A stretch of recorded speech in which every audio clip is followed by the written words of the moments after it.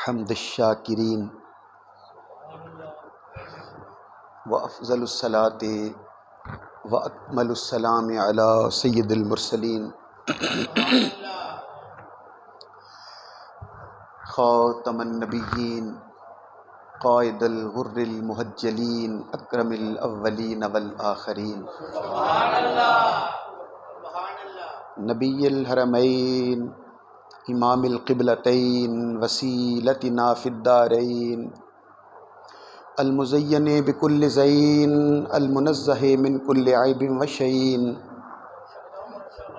मौलाना व मौलस सकलैन जद्दिल हसन वल हुसैन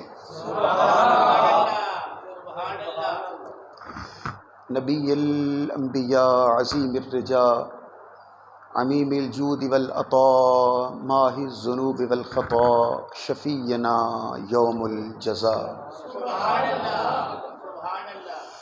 सिर्रिल्लाहिल मकनून दुर्रिल्लाहिल मख़ज़ून नूरिल अफ़इदति वल उयून सुरूरिल क़ल्बिल महज़ून आलिम मा कान व मा यकून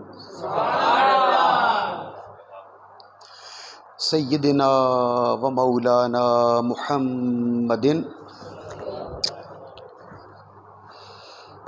अल मबऊस रहमतल लिल आलमीन अम्मा बाद फ़अऊज़ु बिल्लाहि मिनश शैतानिर रजीम बिस्मिल्लाहिर रहमानिर रहीम कुल ला अस्अलुकुम अलैहि अजरन इल्लल मवद्दत फ़िल क़ुरबा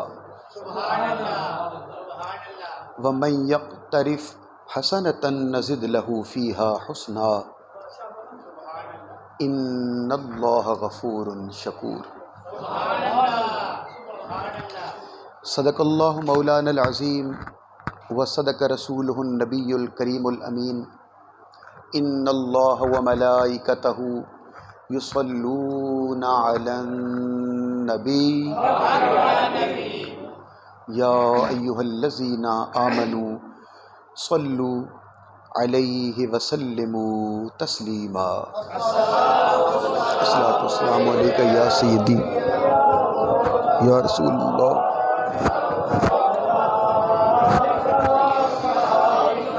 व अला आलिका व अस्हाबिका या सय्यदी या हबीबल्लाह अस्सलातु वस्सलामु अलैका या सय्यदी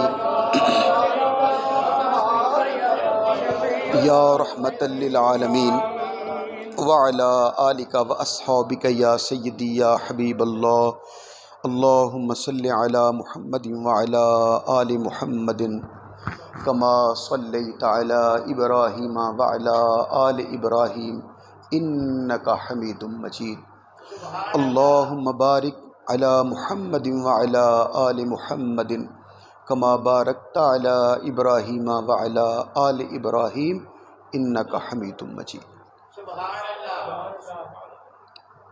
निहायत वाजिबुल एहतराम मुअज़्ज़ज़ और मुहतरम हाज़िरीन और सामीन किराम, आयत मवद्दत मुझे तिलावत करने का शर्फ हासिल हुआ है,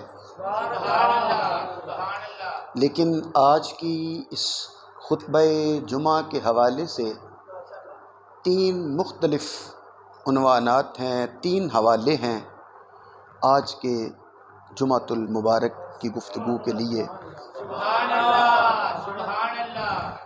पहला हवाला तो वही है जो गुज़िश्ता खुतबा जुमा में हम बयान कर रहे थे और आखिर में फिर वक्त मुकम्मल हुआ कि मिज़ारात पर और बुज़ुर्गों की क़ब्रों पर हाज़िरी देना,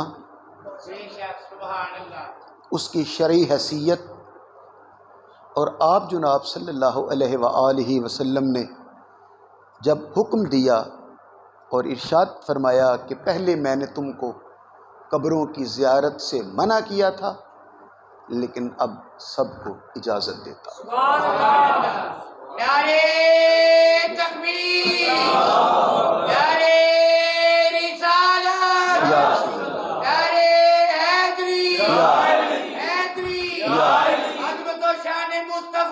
जिंदाबाद। ये उन्वान आपको याद आ गया होगा कि ये गुज़श्ता खुतबा जुमा में मैंने अर्ज़ किया था, और फिर आखिर में वक्त नहीं था, लेकिन एक पॉइंट जो लाजमी था वो रह गया, वो आज बयान करता हूँ।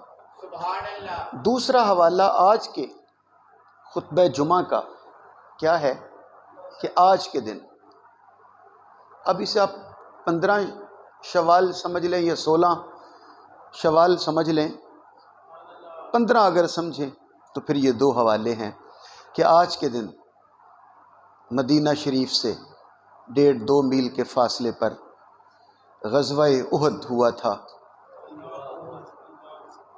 जिसमें हज़रत अमीर हमज़ा जो फ़ौज के सिपा सालार थे, रसूल पाक के चचा जान थे, और रसूल पाक ने जिन्हें अल्लाह का शेर कहा था,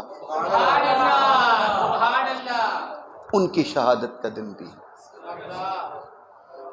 और एक तीसरा हवाला और भी है, वो क्या है? वो है कि जो अहले बैत अतहार के इमाम हैं, कि जिन इमामों की मदद और निगाह शफ़क़त के बग़ैर किसी को विलायत नहीं मिलती, इमाम जाफ़र सादिक़ अलैहिस्सलाम की शहादत का दिन भी है। 15 शवाल 148 हिजरी, इमाम जाफ़र सादिक़ छठे इमाम की शहादत का दिन है। मंसूर दवानिकी, मंसूर अब्बासी खलीफा था जब,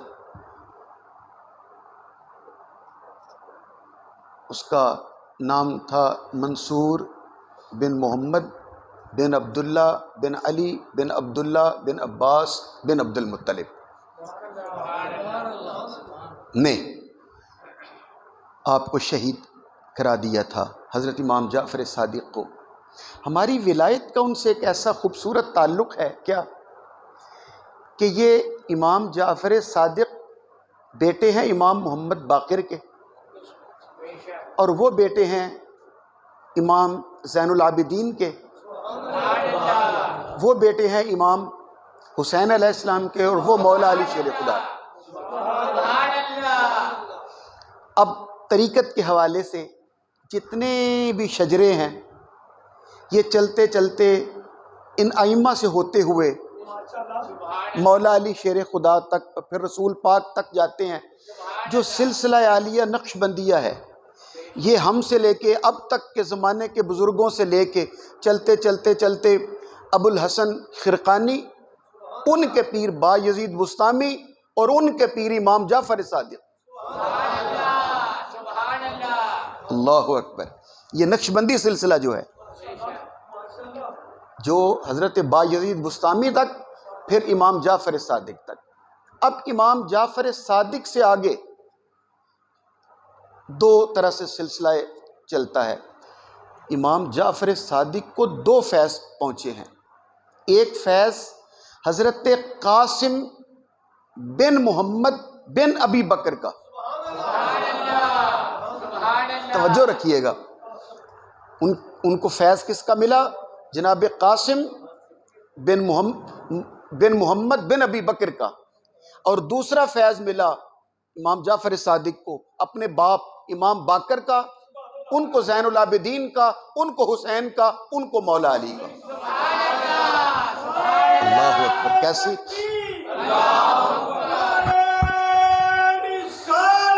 या रसूलुल्लाह या गौसिया। ये ऐसी मजमुल बहरैन शख्सियत है कि आप जब बुज़ुर्गों के जितने भी हैं, नक्शबंदी, क़ादरी, चिश्ती, सोहरवर्दी, जब इनके शजरे आप पढ़ें, जितने बुज़ुर्गों के हैं, बामदी ताला मुझे भी चलो थोड़ा सा उन पढ़ने की सादत मिली, तो ये है वो हस्ती इमाम जाफ़र सादिक़ की, कि जिन्हें बैक वक्त हज़रत मौला अली शेर खुदा का फैज़ भी आ रहा है अपने बाप के हवाले से, और सिद्दीक़ अकबर का फैज़ भी आ रहा है। अल्लाह।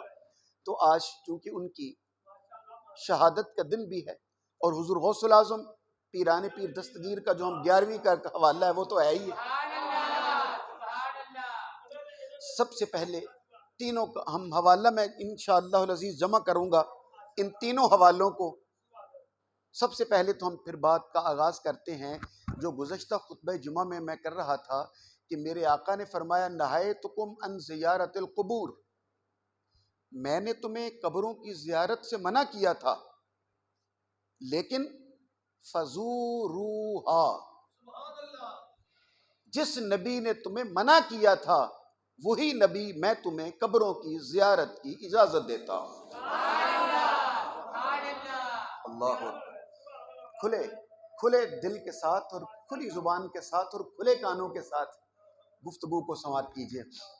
और फिर मैं वो जुमला कहने लगा हूँ जो ज़रा ज़्यादा ज़ौक़ ताज़ा हो जाएगा। पीछे भी कहा था, पिछले जुमे भी कहा था, फिर कहने लगा हूँ कि मेरे आका ने फरमाया था, यानी ये इजाज़त कब दी थी कि जाओ तुम्हें भी इजाज़त है।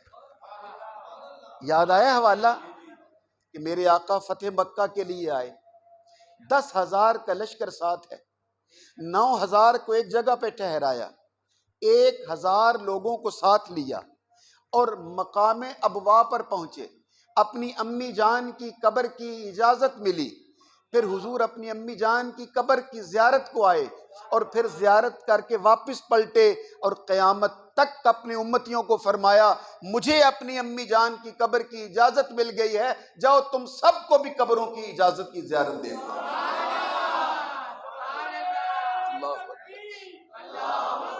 अल्लाहु अकबर। फिर सुनिए, अब गौर से सुनिए,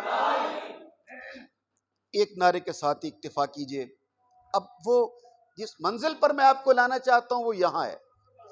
हुजूर को अम्मी जान की कब्र की ज़ियारत की इजाज़त मिली, आपने सबको इजाज़त दे दी। अब मैं वो नुक्ता बयान करने लगा हूँ जिस पर मैंने आपको लाना था। वो ये है कि सवाल ये पैदा होता है, बाज़ लोग सवाल ये करते हैं कि आपने इतने हवालों के साथ बतला दिया कि कब्रों पे जाएंगे तो, माँ बाप की कब्र पर जाएंगे तो ये फ़ायदा मिलेगा, बख्शिश हो जाएगी। मेरे आका ने फरमाया मन ज़ार क़ब्र अबवैहि औ अहदिहिमा फ़ी कुल्लि जुमातिन गुफ़िर लहू मा तक़द्दम मिन ज़ंबिही व कुतिब बर्रन, कि जो बच्चा अपने वालिदैन या दोनों में से किसी एक की कब्र की ज़ियारत करता है हर जुमे के दिन, अल्लाह सुब्हानहू व तआला उस बच्चे को बख्श देता है और माँ बाप से नेकी करने वाला लिख देता है। और ये फैज़ सिर्फ 1 सदी 2 सदी 1000 साल के लिए नहीं है, ये करम ता क़यामत है। अब मैं उस मंजिल पर आपको ला रहा और मेरी सरकार ने 5 जुमले कहे थे। वो सवाल ये है सूफी साहब, गौर करने वाला बात, और जो इतराज़ भी करते हैं सवाल भी करते हैं, वो ये है कि मर्दों को तो इजाज़त मिल गई, क्या औरतों को भी इजाज़त है? गुज़श्ता जुमे चूंकि वक्त नहीं था तो फिर मैंने इस बात को यही छोड़ दिया कि मर्दों को तो आपने इजाज़त दे दी, लड़के जाते भी, तो क्या ख़वातीन भी जा सकती हैं? क्या औरतों को भी इजाज़त दी या औरतों को मना कर दिया? तो अब मैं उस पर पॉइंट 2 3 4 5 आपकी खिदमत में अर्ज़ करूँगा। वही 5 जुमले जो मेरे आका ने कहे थे वो मैं आपको सुनाऊँगा, अल्लाह करे मेरी बात ठीक तक पहुँचे। वो ये है, पहली बात, जब मेरे आका ने कब्रों की ज़ियारत से मना किया था तो तब भी मुतलकन मना किया था, ये नहीं कहा था कि औरतों को इजाज़त है मर्दों को नहीं।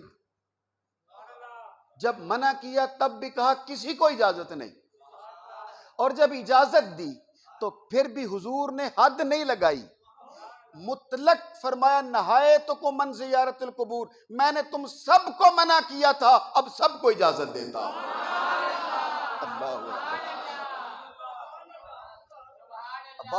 आप बात को समझने की कोशिश फरमाइए, आपके बोलने से मैं समझूंगा कि मेरी बात ठीक आप तक पहुंची है, या सुभान अल्लाह कहने से या आपके चेहरों की मुस्कुराहट से मैं समझता हूं कि मेरी बात ठीक पहुंच गई है। मेरे आका ने फिर दोबारा जुमला सुनिए, ये नहीं कहा कि मैंने तुम्हें कब्रों की ज़ियारत से मना किया था, अब मर्दों को इजाज़त देता हूं औरतों को नहीं, बल्कि मुतलकन फरमाया मैंने मना किया था अब इजाज़त देता हूं। अब वो 5 जुमले सुनिए और फिर अपने, ये इसको मंतिक के हवाले से भी कह सकते हैं आप जो मैं अर्ज करने लगा हूं। मेरी सरकार ने जब इजाजत दी तो 5 जुमले कहे थे। पहला, मेरे आका ने फरमाया था कब्रों की जियारत करो। क्यों? तुज़क्किरुकुमुल मौत, इससे मौत याद आती है।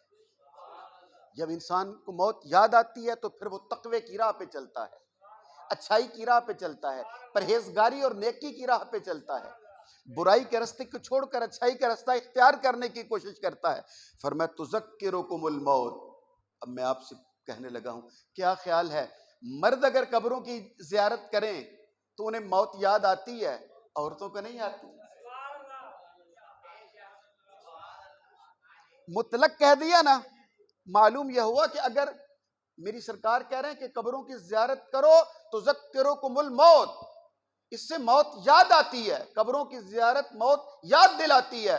तो साहिबो, अगर मर्दों को मौत याद दिलाती है कब्र की जियारत, तो अगर ख्वातीन जियारत करेंगी तो उन्हें भी मौत याद दिलाती है। दूसरा जुमला, मेरे आका ने फरमाया फ़इन्नहा तुज़हिदु फ़िद दुनिया, ये दुनिया से बेरग़बती दिलाती है, इंसान को दुनिया से बेरग़बती होती है। तो क्या ख्याल है मर्द अगर इजाजत जियारत करें तो उन्हें दुनिया से बेरग़बती होती है, औरतों को नहीं होती? तीसरा जुमला, मेरे आका ने कहा फ़इन्ना लकुम फ़ीहा इबरतुन, कब्रों की जियारत से इबरत मिलती है। तो क्या ख्याल है मर्द जियारत करें तो इबरत मिलती है, औरतों को नहीं मिल सकती है? और जुमला मेरे आका ने कहा वल तजिदकुम जियारतुहा खैरन, कब्रों की जियारत से तुम्हारी नेकियों में इजाफा होता है।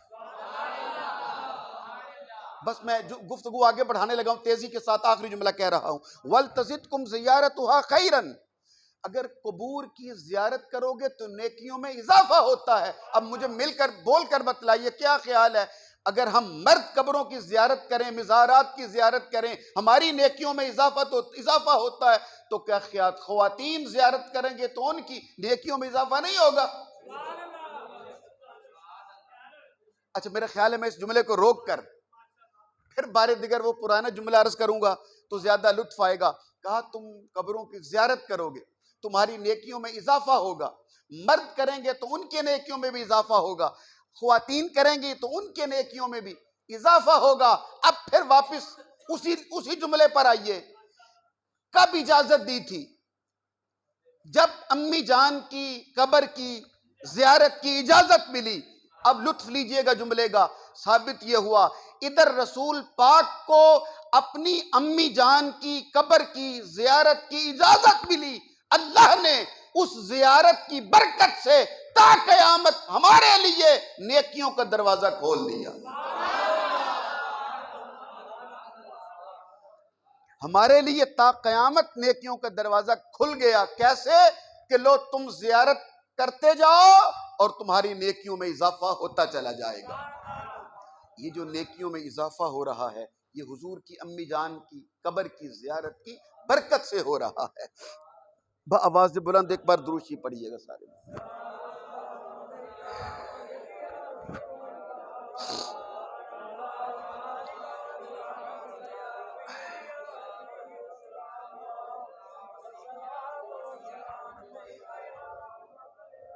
जज़ाकल्लाह। अब फिर वापस पलटिए।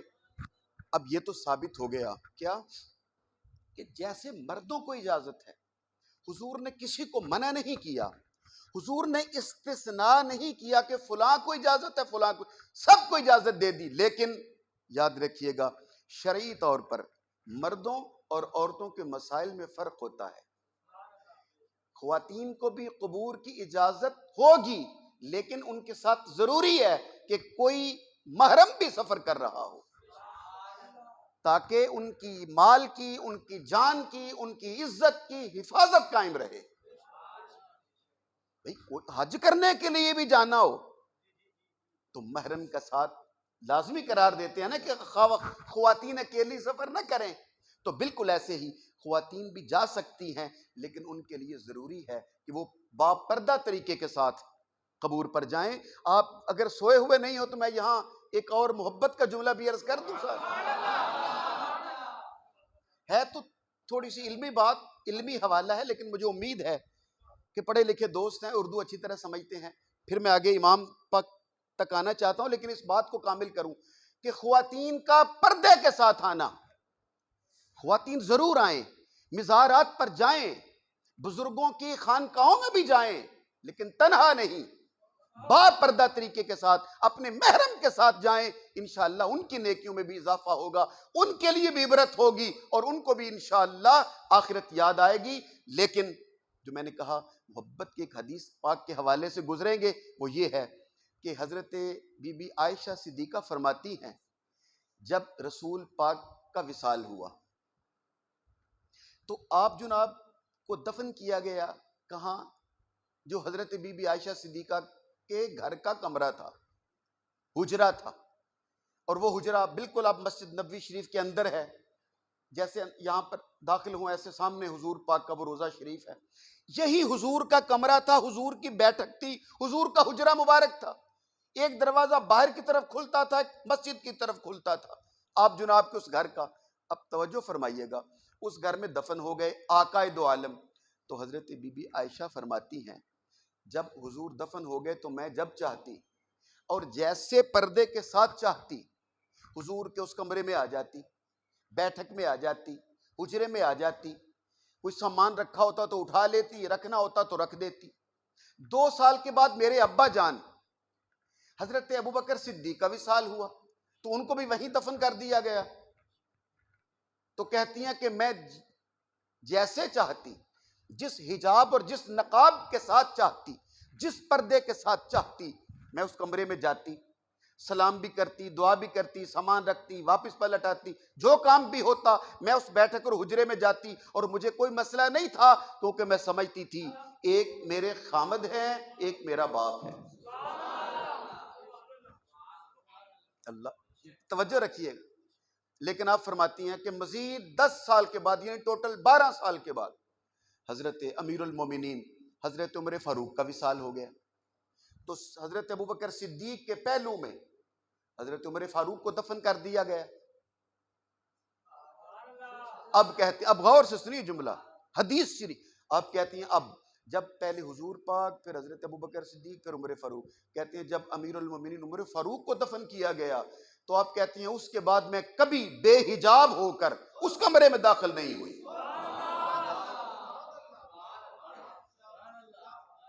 क्यों? कहती हैं पहले एक मेरे खावंद थे, एक मेरे अब्बा जान थे, उनसे भी पर्दा नहीं था, इनसे भी पर्दा नहीं था, लेकिन जब उमर फारूक को दफन किया तो फारूक आजम की हया की वजह से जब भी वहां जाती थी मैं पर्दा करके जाया करती।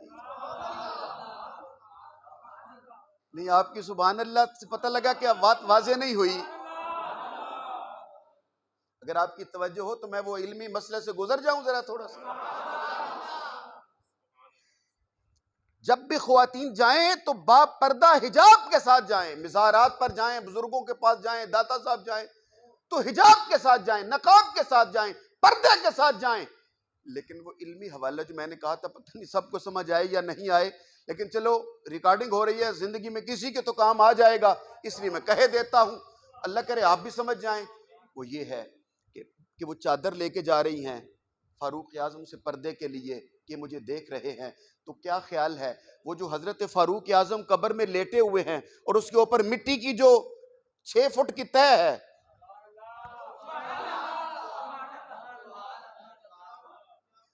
अब गौर कर रहे हैं ना, मैयत नीचे दफन है 6, 7, 8 फुट नीचे, उसके ऊपर तख्ते हैं, उसके ऊपर मिट्टी की 5, 6, 7, 8, 10 फुट तय है, ठीक है, उसमें से तो देख लेते हैं।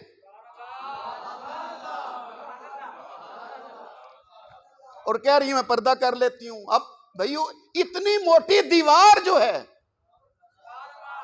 जब आप खुद कह रही हैं कि वो इतनी मोटी दीवार से तो देख लेती हैं और जब पर्दा कर लेती हैं तो क्या इस पर्दे में से उनको नजर नहीं आएगा? मैं आपको बेदार करने की कोशिश कर रहा हूं और आपके वो दिमाग की स्लेट जो है उसको साफ कर रहा हूं कि उस पर नक्श हो जाए, फिर अच्छी तरह भूलने न पाए आप। भाई 8-10 फुट मोटी जो मिट्टी पड़ी हुई है ऊपर, उसमें से निगाह हजरत फारूक आजम की गुजर कर देख रही है। और वो कह रही चूंकि ये मेरे लिए गैर महरम है तो मैं पर्दा कर लेती हूँ। अब मेरा ख्याल है तो वो जो इतनी मोटी दबीस तह में से गुजर जाती है नजर, वो इस पर्दे में से क्यों नहीं गुजरेगी? अब मेरा ख्याल है मैं आपको मिसाल दूंगा तो बात वाजी होगी। और मिसाल मैं आपको हुजूर पाक की हदीस से देने लगा। मेरे आका फरमाते हैं कि अगर कहीं अकेले भी नहाओ, दरिया पर, नहर पर, कुएं पर, समंदर के किनारे, दरिया के किनारे, आधी रात के वक्त, जब कोई देख ना रहा हो, कोई आसपास ना हो, तन्हा नहाओ, गुस्ल करो, तो मेरे आका ने फरमाया फिर भी बरहना होकर गुस्ल नहीं करना, तहबंद बांध लो।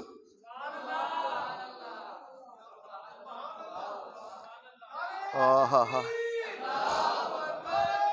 तवज्जो या रसूल अल्लाह या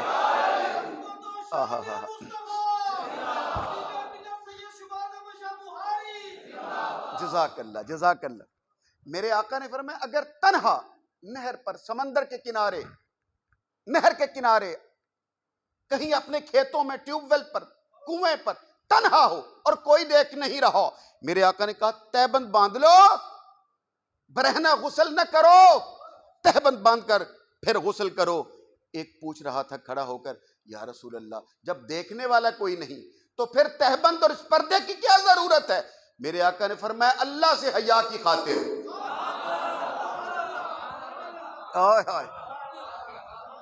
कहा जब तुम्हें कोई नहीं देख रहा, फिर अल्लाह से हया की खातिर फिर भी तहबंद बांध लो। क्या ख्याल है अगर अल्लाह वैसे देख सकता है, तहबंद बांध लेंगे, फिर नहीं देख सकता? बस तुम्हें यही लाना था, अल्लाह भी देख सकता है, लेकिन जब तहबंद बांध लेते हैं, जब इंसान अल्लाह से हया करता है तो अल्लाह भी बंदे का हया करता है। फारूक आजम उस मिट्टी की दबीज तह से भी देख सकते हैं, लेकिन जब खातून पर्दा कर लेती है फिर साहिब कब्र भी इंसान से हया करता है।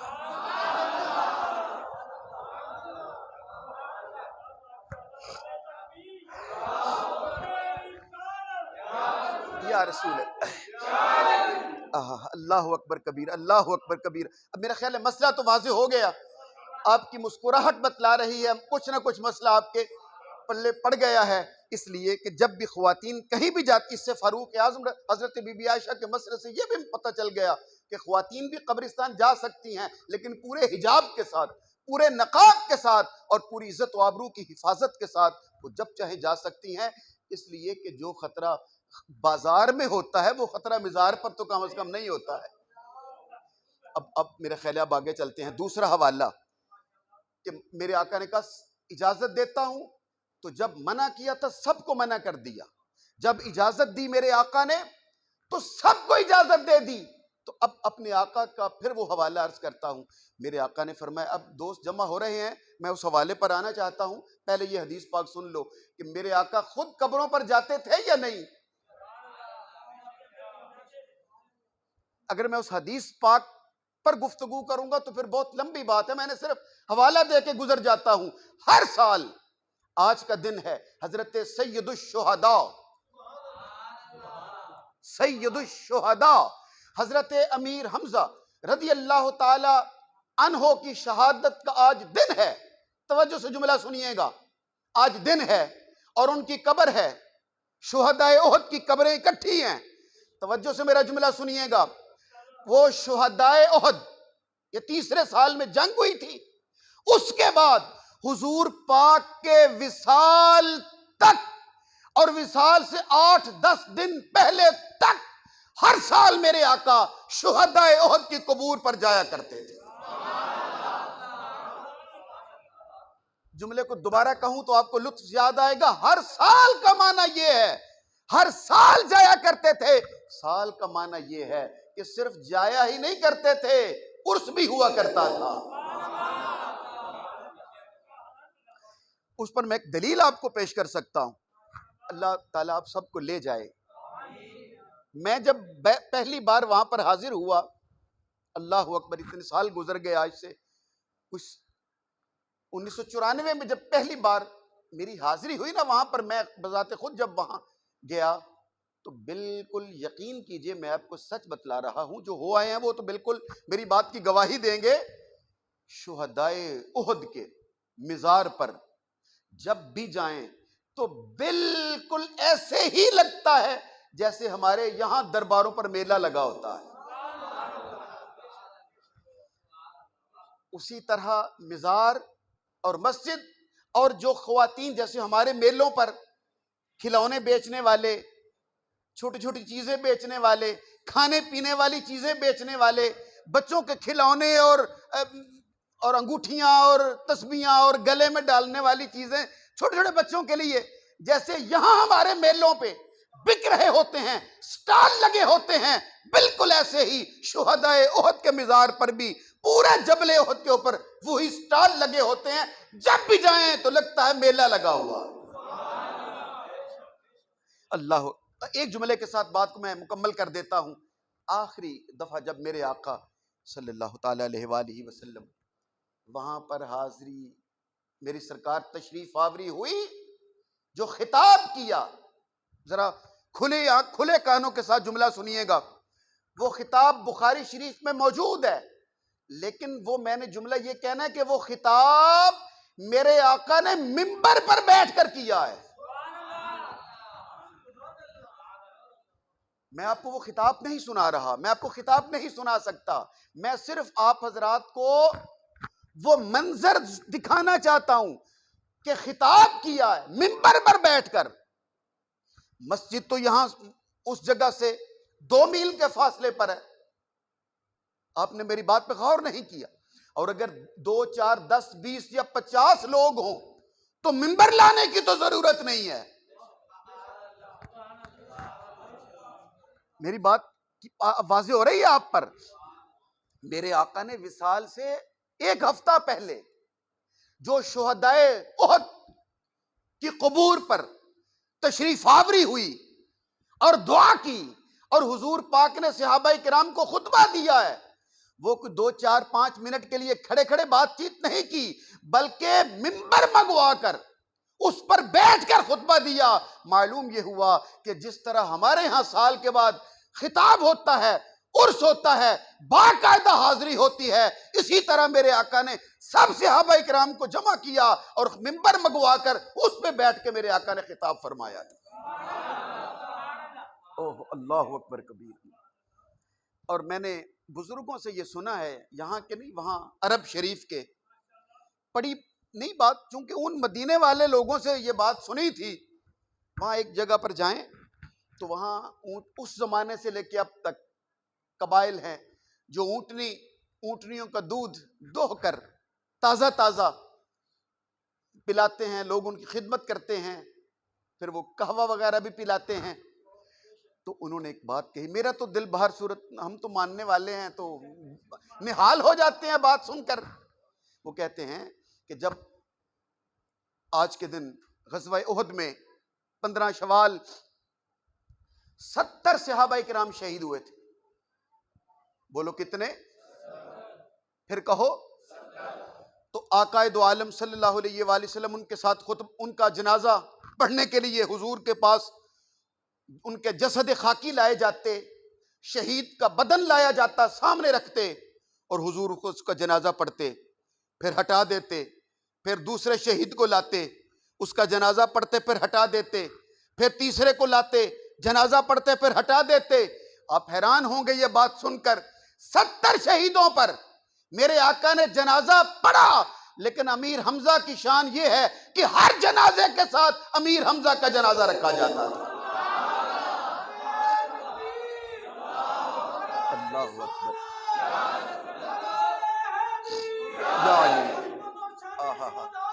जिंदा बात को समझने की कोशिश फरमाइए जागते हुए। हर शहीद के जसद खाकी के साथ जनाजा रखा जाता, गोया एक बार नहीं 70 बार हजरत अमीर हमजा का जनाजा मेरे आका सल्लल्लाहु अलैहि वसल्लम ने पढ़ा और फिर दफन किया तमाम मुजाहिदीन को वहीं पर। लेकिन हजरत अमीर हमजा रजी अल्लाह ताला अनहो का जसद खाकी, उनका वजूद अक़दस हुजूर ने उठा के एक ऊंटनी पे रखा और फरमाया कि हमजा को मैं अपनी मस्जिद में दफन करूंगा। यह रिवायत मैंने अर्ज किया कि मैंने वहां लोगों से सुनी थी, ठीक है ना, उन लोगों से। वो कहते हैं हुजूर ने हजरत अमीर हमजा के जसद खाकी को, अब मेरे पास वक्त नहीं है, मैं आपको बताता कि बनी उमैया की उस खातून ने जो जो यजीद की दादी लगती थी, मुआविया की माँ और अबू सुफियान की बीवी हिंदा, उसने हजरत अमीर हमजा रजी अल्लाह ताला अन्हो के जसद खाकी के साथ क्या सलूक किया था। और वो जुल्म, ऐसे ये जालिम लोग हैं, अल्लाह अकबर। और सादात के साथ, रसूल पाक के खानदान के साथ क्या क्या दुश्मनी की है इन लोगों ने, मैं आपको बतला नहीं सकता। आप खाना नहीं खा सकोगे रात का अगर बतला दूं मैं आपको। तो वो अमीर हमजा रजी अल्लाह ताला अन्हु का कलेजा उसने काट दिया, पेट से चाक कर दिया, और कान और नाक और दूसरे अज़ा काट दिए, रस्सी में परो के गले में डाल लिए, और उनकी कलेजी की बोटियां निकाल कर खाने लग गई, और जब चबा न सकी तो उगल दिया। हजरत रसूल पाक ने अपने चचा जान का जब ये हाल देखा, अब हुजूर के दिल पर, रहमतुल लिल आलमीन आका के दिल पर क्या गुजरी होगी, ये सिर्फ या खुदा जानता है या उसका मुस्तफ़ा जानता है। रिवायत मैंने बुजुर्गों से ये वहां पर सुनी थी। मेरे आका ने हजरत अमीर हमजा का जनाजा ऊंटनी पे रखा और कहा मैं अपने चचा जान की तदफीन मस्जिद नबवी में करूंगा।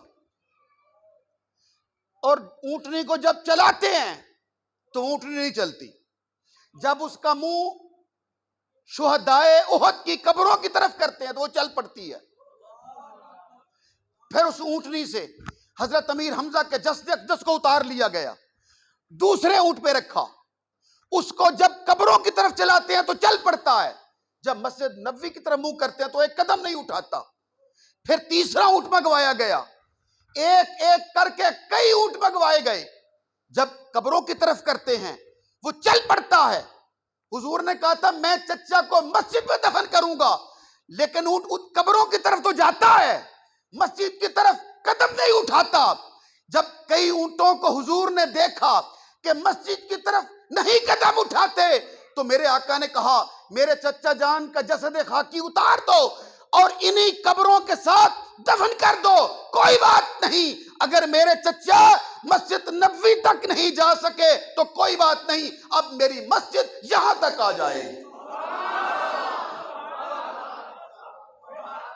अल्लाह अकबर। मेरे आका ने फरमाया कि कोई बात नहीं, अगर ये वहां नहीं पहुंचे तो मस्जिद यहां तक पहुंचेगी। और वो अब इतनी तवील मस्जिद हो चुकी है, और वहां के जो अरबी हैं वो रिवायत बयान करते हैं कि कयामत उस वक्त तक नहीं आ सकती जब तक मस्जिद नबवी यहां तक नहीं पहुंच जाती। अल्लाह अकबर कबीर, अल्लाह अकबर कबीरा। एक बार फिर दुरूशी पढ़ लीजिए, मैं जरा दम लेता हूं।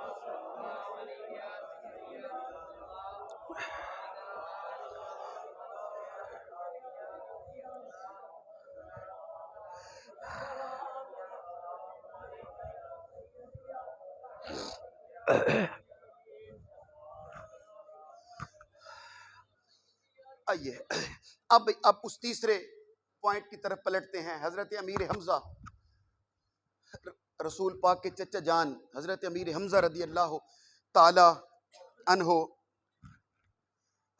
एक उन छोटी सी बात याद आ गई है। उनकी सबजादी बेटी शहीद हो गए, तो उनकी बेटी मक्के में रह गई, उमामा उसका नाम था गालिबन। वो, चलो इसे अलग न समझिएगा, उन्वान के साथ ही समझिएगा। मैं हजरत सरकार इमाम जाफर सादिक तक आना चाहता हूं, लेकिन पहले ये बात याद आ गई है। बच्ची वहां रह गई, वो 6, 7, 8 साल की, इतनी बच्ची थी, 10 साल, मक्का शरीफ में रह गई। इधर उसका बाप शहीद हो गए और इंतहाई जालिमाना तरीके के साथ उनके बदन को काट दिया गया। हुजूर पाक के दिल पर इंतहाई रंज था। हुजूर ने जमा किया और फरमाया कौन है तुम में से जो हजरत अमीर हमजा की बेटी को मक्के से उठाए और यहां मेरे पास मदीने ले आए। अब 2 जंगें हो चुकी हैं, बदर की भी उहद की भी।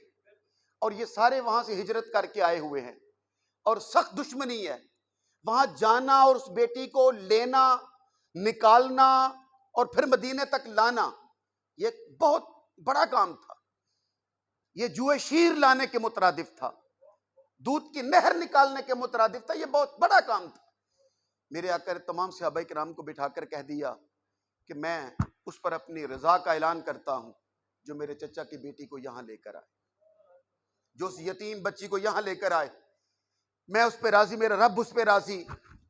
और फिर एक अल्लाह का बंदा, एक मुजाहिद मेरे आका का, कौन? हजरत जैद बिन हारिसा। अल्लाह।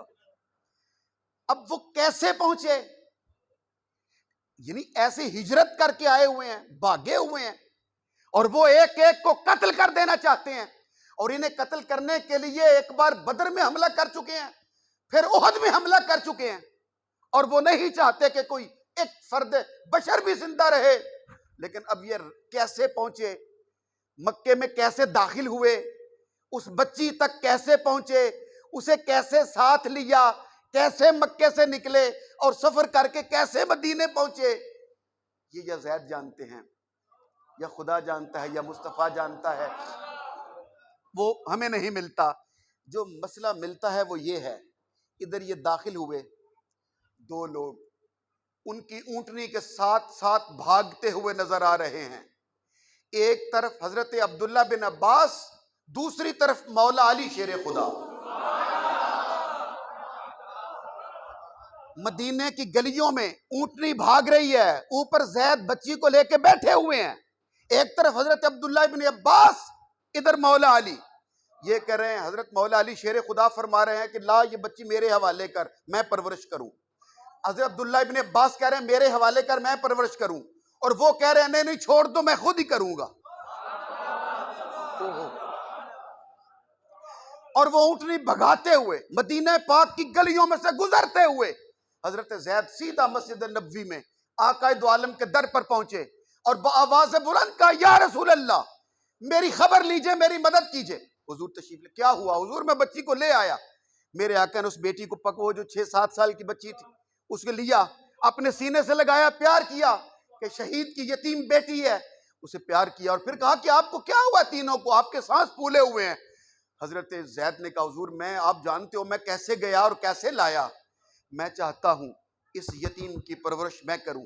हजरत अब्दुल्ला इब्ने अब्बास ने कहा, या रसूल अल्लाह ये गुलाम है, मैं चाहता हूं मैं परवरिश करूं। मौला अली शेर खुदा ने कहा, या रसूल अल्लाह मैं चाहता हूं मैं परवरिश करूं। मेरे आका ने उन तीनों को मस्जिद में जमा किया, सब लोग जमा हैं। मेरे आका ने कहा, ज़ैद तुम परवरिश क्यों करना चाहते हो? हुजूर यतीम को पालने का इतना सवाब है और मैं इतनी दिक्कत के साथ गया और दिक्कत के साथ लाया हूं, मैं परवरिश करना चाहता हूं। मौला अली आप क्यों परवरिश करना चाहते हो? या रसूल अल्लाह इसलिए कि नहीं, पहले हज़रत अब्दुल्ला इब्ने अब्बास से पूछा, ऐ इब्ने अब्बास तुम क्यों परवरिश करना चाहते हो? उसने कहा, या रसूल अल्लाह मेरे घर में इस बच्ची की खाला है, इस बच्ची की सगी खाला मेरी बीवी है, तो खाला अपनी भांजी को बेहतर पाल सकती है, इसलिए मुझे इजाजत दीजिए कि मैं घर ले जाऊं, परवरिश करूं और मेरी बीवी जिसकी खाला है वो परवरिश करे। मेरे आका ने कहा, या अली आप क्यों लेना चाहते हो? उन्होंने कहा, या रसूलल्लाह मेरे घर में आपकी बेटी है।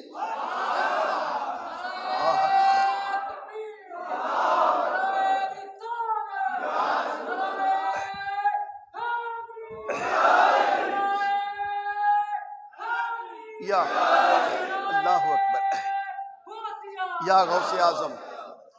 सारे मिलकर नारे का जवाब दो ना, नारे गौसिया। मेरे आका ने कहा, ज़ैद तुम्हें इसके पालने का, जवान करने का, परवरिश करने का तेरी नीयत के बराबर अल्लाह ने पूरा अजर दे दिया। या अली तुझे भी इसकी परवरिश का अल्लाह ने पूरा अजर दे दिया। लेकिन अल खाला तो ले उम्मे माँ, खाला भी माँ की तरह होती है। ज़ैद ये अब्दुल्ला इब्ने अब्बास के हवाले कर दो। अब्दुल्ला इब्ने अब्बास लेके घर चले गए। लो वाक़या मुकम्मल हो गया। अब बोल के लुत्फ लीजिएगा ताकि मैं समझूं कि मेरी बात आप तक ठीक पहुंची है। गौर कीजिएगा, ये वो लोग हैं जो आपस में लड़ रहे हैं यतीम बच्ची पालने के लिए। तवज्जो, ये वो लोग हैं, ये वो अरब हैं, ये वो अरब के लोग हैं जिनके यहां अपनी बेटी पैदा होती ये जिंदा दफन कर दिया करते थे, लेकिन आका ने ऐसी तरबियत कर दी है, अब अपनी तो क्या गैर की बेटी पालने के लिए आपस में लड़ रहे थे।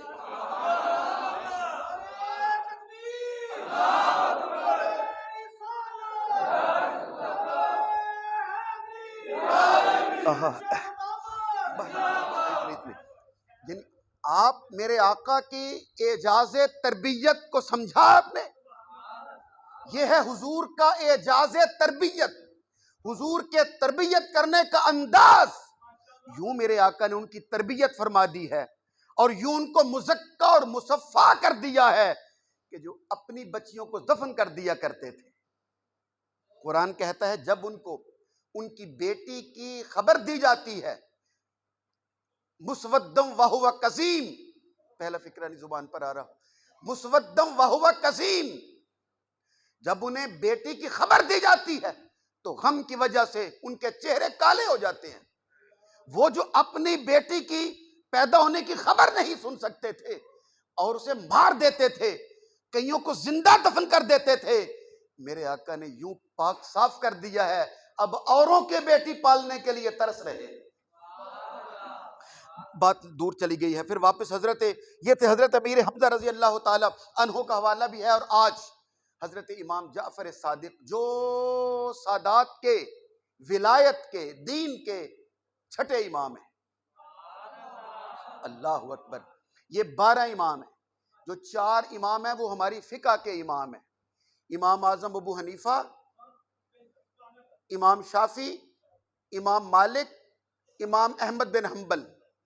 बोलो, ये 4 हमारी फिका के इमाम है, कहो ना हमारी फिका के इमाम है।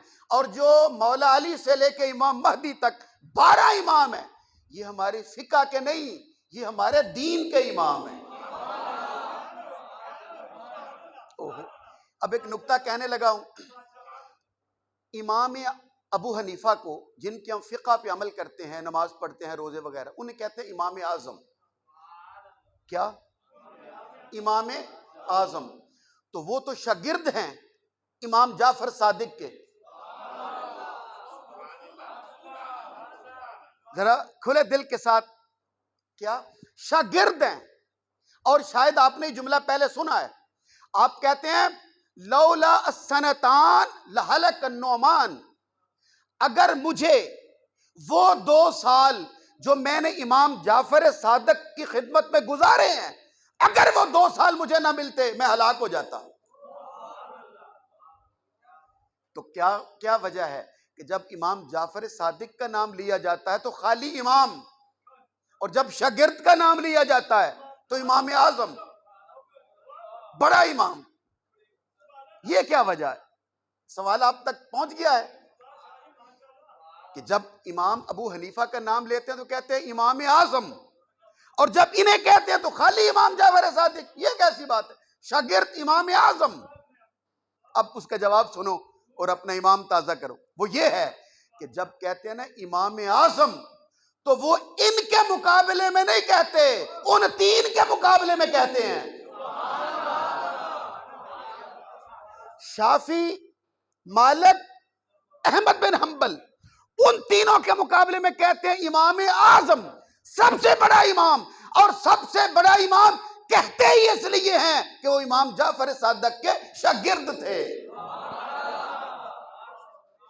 उन्हें 2 साल इमाम जाफर सादिक अलैहिस्सलाम की का तलम्मुस, शागिर्दी और सोहबत का फैज मिला, इसलिए वो अपने जमाने के जितने इमाम थे उनके मुकाबले में इमाम आजम कहलाने लगे।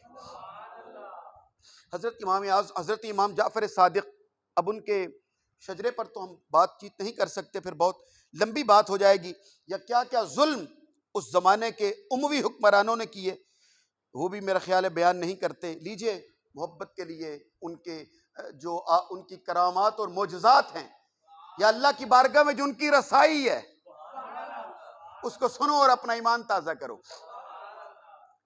नहीं यार, सोए सोए सोए नहीं, जरा जाग कर सुनिए।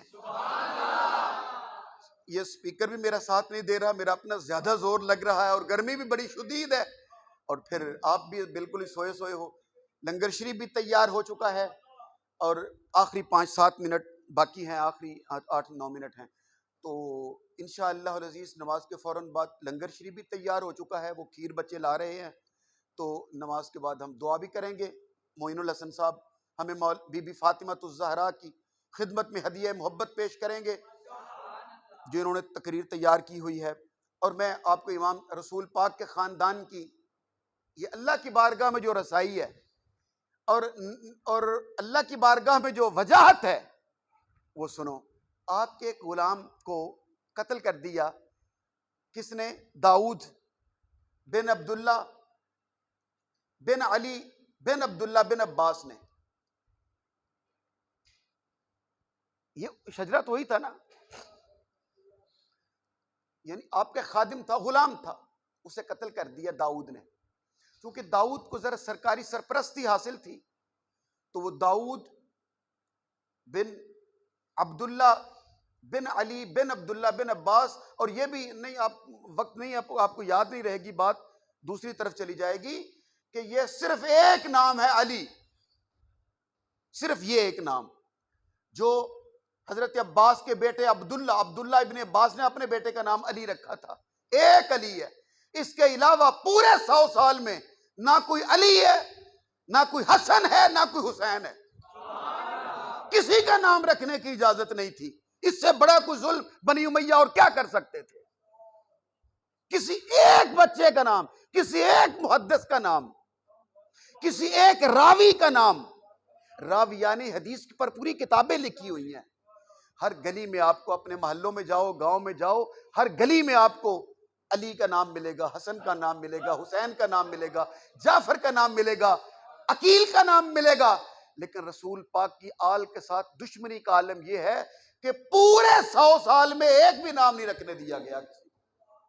अगर कोई ये नाम भी रख लेता था, कत्ल कर दिया जाता था।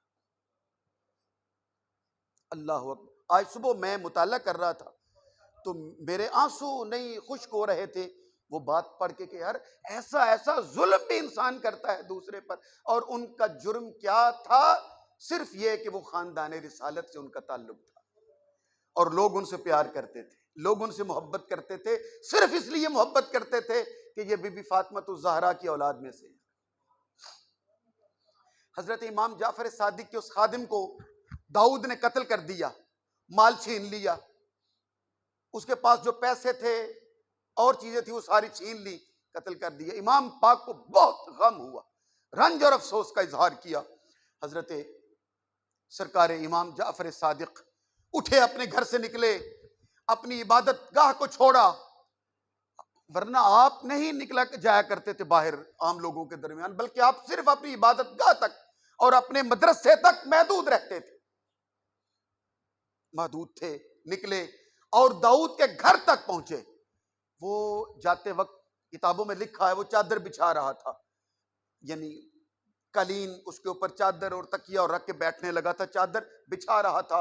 इमाम पाक पहुंच गए, चादर बिछाई बैठ गए। आपने कहा कि तूने बगैर किसी जुर्म के, बगैर किसी सबब के, बगैर किसी वजह के मेरे गुलाम को कत्ल कर दिया और उसका सारा माल छीन लिया।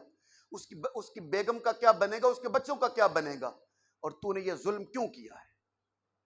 और तू फौरन उसका लूटा हुआ माल असबाब वापस कर, उसकी बीवी को उसके बच्चों के हवाले कर, मैं ये तुझे हुक्म देता हूं।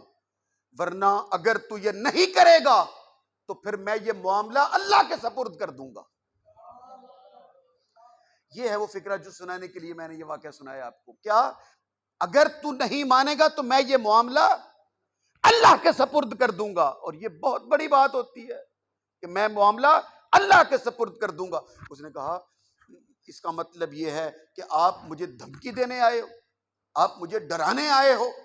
हजरत इमाम जाफर सादिक अलैहिस्सलाम ने फरमाया इसे धमकी समझो, ये डरावा, ये चैलेंज, मैं तो तुम्हें बताने आया हूं कि मैं मजलूम का साथ देने वाला हूं, मैं जालिम का साथ नहीं दे सकता। तुझे अगर हुकूमत की आशीर्वाद हासिल है तो होती रहे, लेकिन मैं तुझे हुक्म देता हूं, उसका लूटा हुआ माल, असबाब, दौलत, जो कुछ भी है, फौरन उसके बच्चों के हवाले किया जा। उसने कहा मैं नहीं करता, तुझसे जो होता है कर ले। जब कहा ना जो तुझसे होता है कर ले, तो हजरत इमाम जाफर सादिक ये कहते हुए उठे, ले फिर मैं इस मामले को अल्लाह के हवाले करता। वापिस आए, जो साथ खुदाम थे आपके मुरीदीन शागिर्द साथ, उन्होंने जब देखा कि इमाम ये कहकर उठ आए हैं और आप वापस तशरीफ लाए, और आके आपने नमाज पढ़ी, 2 रकत नफल पढ़े, अल्लाह अकबर। और किताबों में लिखा है, उनके खुदाम और शागिर्द बतलाते हैं, इमाम जाफर सादिक ने 2 रकत नफल पढ़ी और अत्तहियात बैठे और फिर सलाम फेरा। जब दूसरी तरफ सलाम फेरा तो इधर बंदा पहले बैठा हुआ था आकर यह बतलाने के लिए कि दाऊद को किसी ने कत्ल कर दिया। जिस दाऊद को आप क्या किया, ये होता है मामले को अल्लाह के हवाले करना।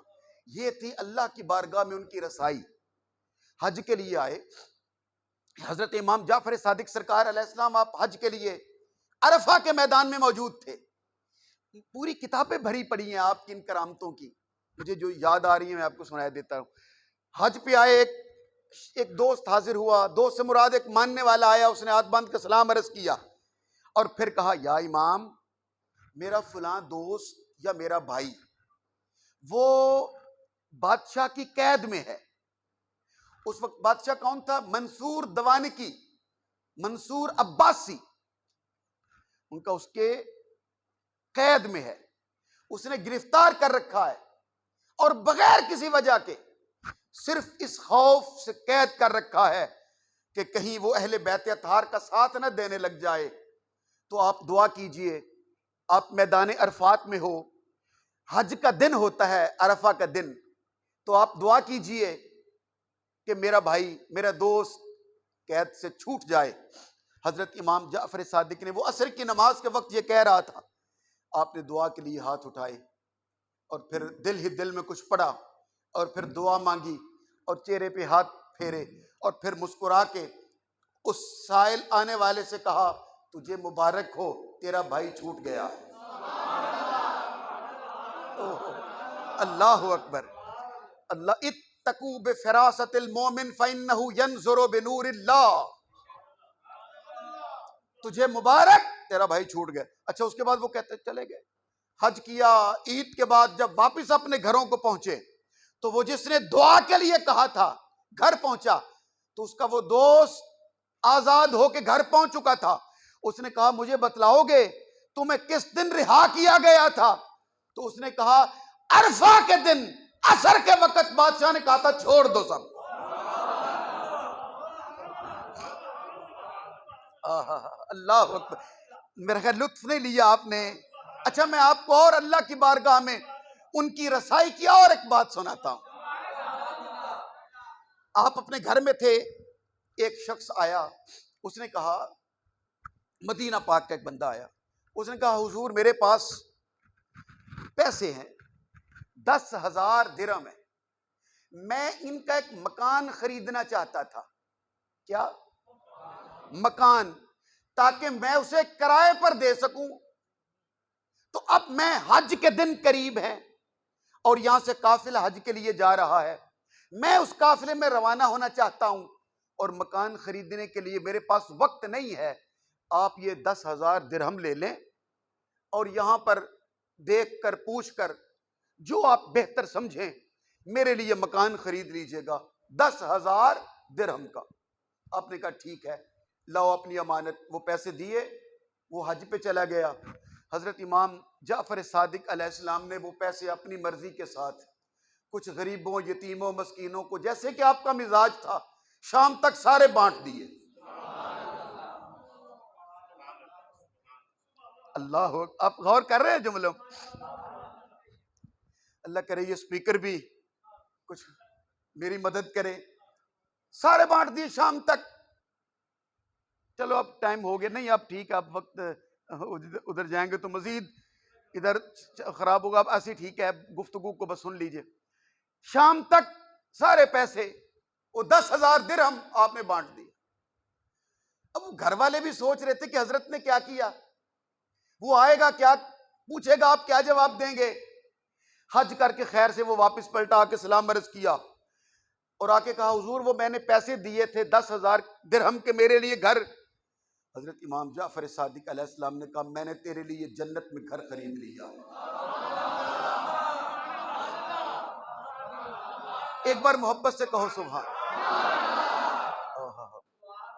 ये दीन का निजाम चलाने वाले, खिदमत करने वाले, मोहब्बत करने वाले, मालिक हमेशा उनको सलामत रखे। अकेला तो इंसान कुछ, अब देखिए ना आपके लिए लंगर पक रहा है तो मैं तो यहाँ आपकी खिदमत में बैठा हूं, तो अगर मैं वो लंगर पकवाने लग जाऊं तो फिर ये काम तो नहीं होगा। तो ये मोहब्बत मेहनत होती है ना उन बच्चों के जो साथ वो काम करवा रहे हैं। इस तरह ये सिस्टम सारे खुदाम से मिलकर चलता है। मेरे सामने ताहिर साहब बैठे हैं, ये भी हमारे हमसाए हैं। जब लाइट चली जाती है तो तबीयत मेरी कुछ ऐसी है, वजूद भी ऐसा है और मसाइल भी हैं, एक दो शुगर वगैरह। कल भी लाइट बंद थी तो इनकी मेहरबानी है, ये तार लगा देते हैं अपने जनरेटर से और हमारा काम चल जाता है। दुआ देता रहता हूं तब तक बैठ। ये सिस्टम ऐसे ही चलता है, एक दूसरे के ताउन के साथ ये कायनात का निजाम अल्लाह सुब्हानहू व तआला ने चलाया हुआ है।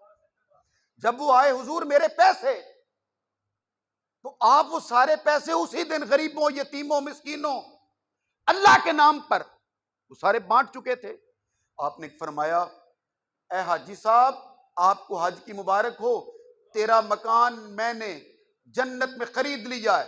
उसने हाथ बांध के कहा मुझे आपका खरीदा हुआ घर मंजूर है, लेकिन कुछ सनद भी तो लिख के दे दीजिए।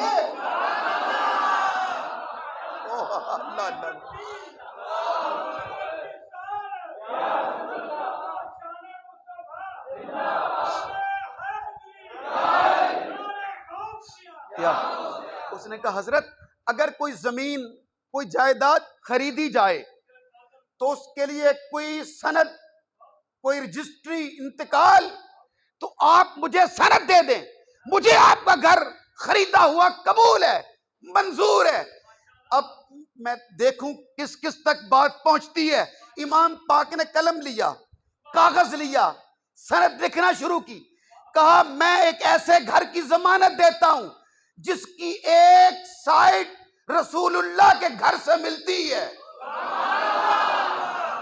इधर की साइड मौला अली के घर से मिलती है, ये तरफ हसन के घर से मिलती है, ये समत हुसैन के घर से मिलती है।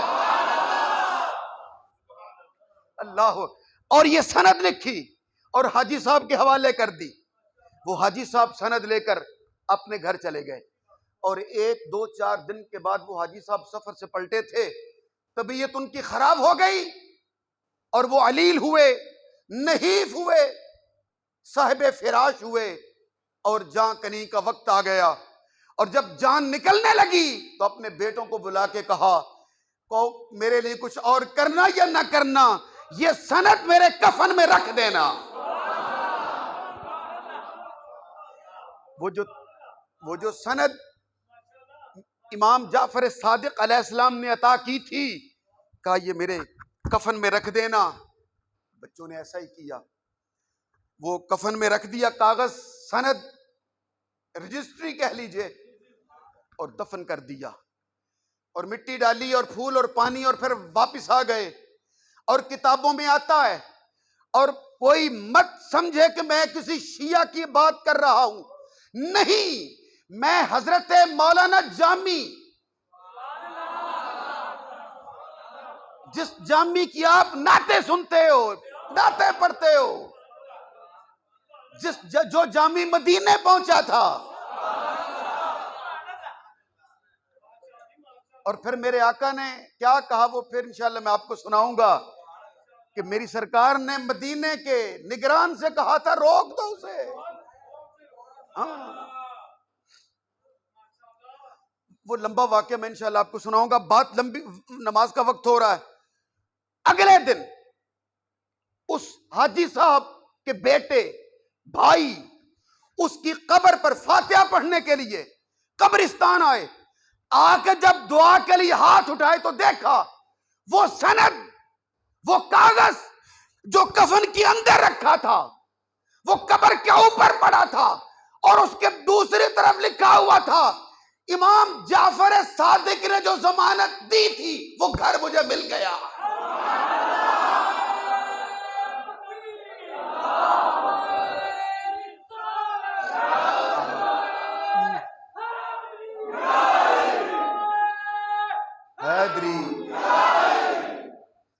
इमाम जाफर सादिक अलैहिस्सलाम ने जो सनद, जो जमानत दी वो घर मुझे मिल गया है। अब तकरीर खत्म होने लगी है और मैं आपसे हुजूर गौस पाक के लिए लंगर के लिए कहूंगा वो ये है, हम ये तहरीर लिखते हैं इस तरह तो ये एक तरफ से सीधी पढ़ी जाती है, ऐसे उल्टी हो जाती है, ऐसे भी नहीं पढ़ते, ऐसे भी नहीं पढ़ते, एक तरफ से पढ़ते हैं। वो कहते हैं वो सनद जो हमें कब्र के ऊपर मिली और दूसरी तरफ जो लिखा था इमाम जाफर सादिक ने जिस घर की जमानत दी थी वो मुझे मिल गया है। उस सनद का कमाल यह था कि जिधर से भी पढ़ते हर तरफ से सही पढ़ा जाता था।